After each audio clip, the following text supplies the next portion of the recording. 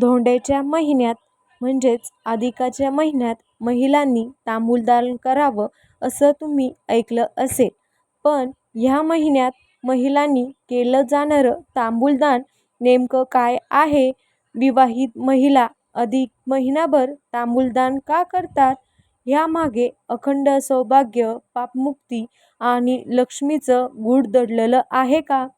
पद्मपुराणात याबद्दल काय सांगितलं आहे आणि रात्री पान खाण्याशी तांबूलदानाचा संबंध कसा जोडला जातो याबद्दल तुम्हाला माहिती आहे का?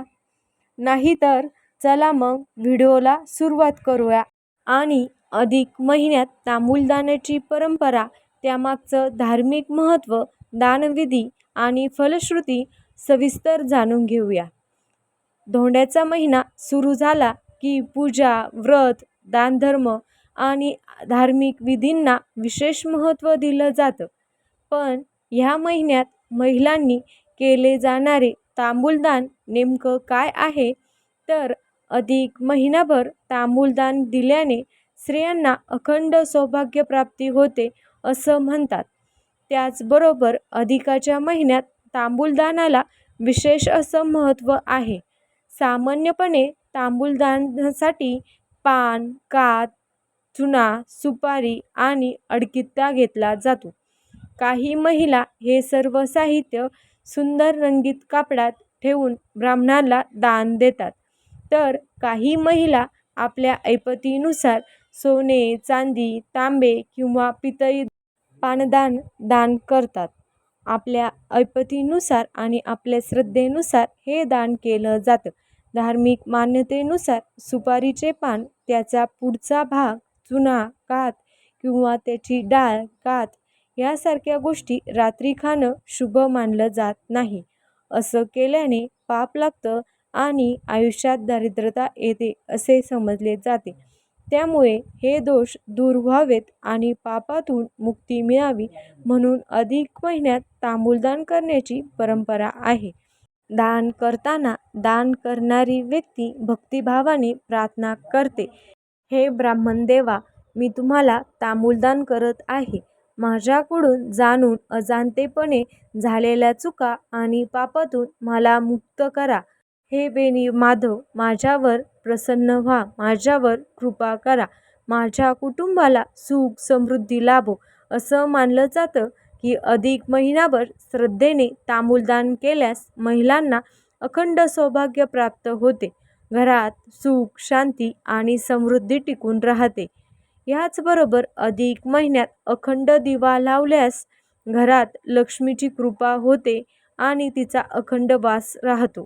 त्याचप्रमाणे अधिक महिन्यात दीपदानालाही तेवढंच महत्त्व आहे. पण हे दीपदान कसं करायचं आणि नेमके केव्हा करायचे, कधी करावे असे प्रश्न तुम्हाला पडले असतील तर कमेंटमध्ये नक्की विचारा. तुमच्या कमेंटनुसार त्याचा एक वेगळा व्हिडिओ मी तुम्हाला आपल्या चॅनलवर घेऊन येईल. अधिक महिन्यात गंगास्नान, तीर्थस्नान, व्रत, उपवास आणि पूजा केल्यास त्याचे फळ आपल्याला अनेक पटीने प्राप्त होते. त्याचप्रमाणे अधिक महिन्यात तांबूलदान केल्याने पापापासून मुक्ती मिळून पुण्यफळ अधिक पटीने मिळते अशी मान्यता आहे. त्यामुळे अधिक महिना हा केवळ अतिरिक्त महिना नसून भक्ती, दान आणि आत्मशुद्धीचा महिना मानला जातो. जसे पद्मपुराणात पुरुषोत्तम मास महात्म्ये, मलमास महात्म्य या प्रकरणात अधिक मासाचे महत्त्व वर्णिले आहे.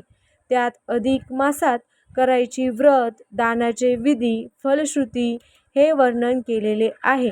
अधिक महिन्यात उपोषणाला विशेष महत्त्व आहे. त्यामुळे स्त्रियांना अखंड सौभाग्याचा आणि पुत्रपौत्राचा लाभ होतो असं म्हणतात. मात्र ह्या अधिक महिन्यात महिलांनी तांबूलदान करावं.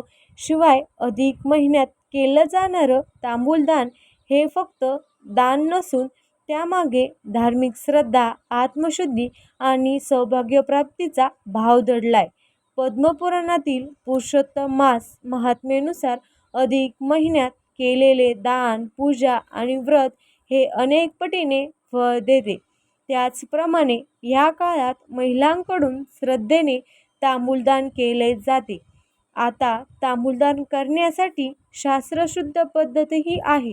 यासाठी काय करावं तर ज्या दिवशी आपण तांबूलदान करणार आहोत त्या दिवशी सकाळी लवकर उठून स्नान करावं आणि स्वच्छ वस्त्र परिधान करावेत. शक्य असल्यास पिवळे, लाल किंवा हिरव्या रंगाचे पारंपरिक कपडे परिधान करावेत. त्यानंतर देवघर स्वच्छ करून भगवान श्रीहरी विष्णू, माता लक्ष्मी किंवा वेणी माधवाची पूजा करावी. तुम्ही अधिक मासात मंजुळवातसुद्धा लावू शकता आणि दीपदान करू शकता. सर्वप्रथम पूजा करताना तुपाचा दिवा लावावा, फुले अर्पण करावीत आणि ओम नमो भगवते वासुदेवाय या मंत्राचा जप करावा. त्यानंतर तांबूलदानासाठी साहित्य तयार करावं. यात विड्याचं पान, कात, चुना, सुपारी, अडकित्ता, हळद, कुंकू, दक्षिणा, फुलं ठेवावी. काही महिला हे सर्व सुंदर रंगीत कापडात बांधतात. शक्य असेल तर आपणही ताट सजवून घ्यावे. हे संपूर्ण साहित्य रंगीत कापडात बांधावं. तर काही जण आपल्या श्रद्धेनुसार त्यांच्यामध्ये तांब्याचे, पितळेचे, चांदीचे किंवा सोन्याचे पानदानही दान करतात. शक्य असेल तर तांबूलदान करावं. दान करताना पत्नीने दोन्ही हातांनी आदरपूर्वक ब्राह्मणाला किंवा गरजू व्यक्तीला तांबूल अर्पण करावं. यावेळी प्रार्थना करावी की माझ्याकडून जाणून अजाणतेपणे झालेल्या चुका, पाप, दोष दूर व्हावे. माझ्या कुटुंबावर भगवान श्रीहरी विष्णू आणि माता लक्ष्मीची कृपा राहो. अशा प्रकारे तांबूलदान करून दान घेणाऱ्याचे आशीर्वाद घ्यावेत. धार्मिक मान्यतेनुसार रात्री पान, सुपारी, कात, चुना खाल्ल्यास दोष निर्माण होतो असं मानलं जातं.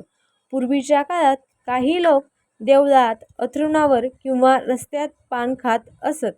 हे अशुभ मानले जाईल.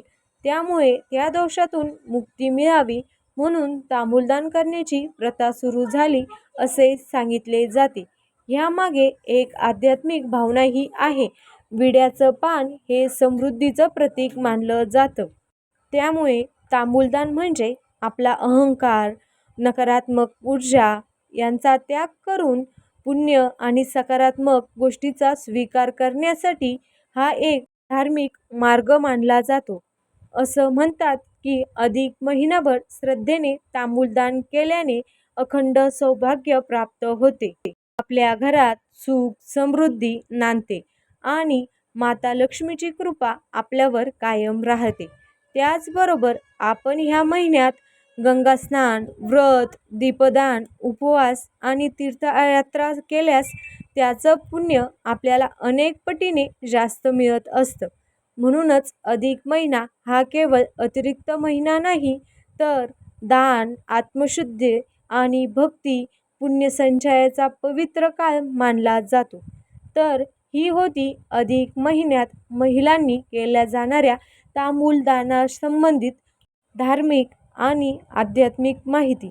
श्रद्धेने केलेले तांबूलदान स्त्रियांना अखंड सौभाग्य नक्कीच प्राप्त करून देते. घरात सुख, समृद्धी आणि पापमुक्ती करून देते असं आपल्या धार्मिक ग्रंथामध्ये सांगितलेलं आहे. तुम्हीही अधिक महिन्यात तांबूलदान करता का? तुमच्या घरात किंवा तुमच्या भागात ही परंपरा कशी पडली आहे हे कमेंट करून नक्की सांगा. आणि अशाच धार्मिक माहितीसाठी आपल्या चॅनलला सबस्क्राईब करून घ्या. व्हिडिओ आवडल्यास लाईक आणि शेअर करा. धन्यवाद.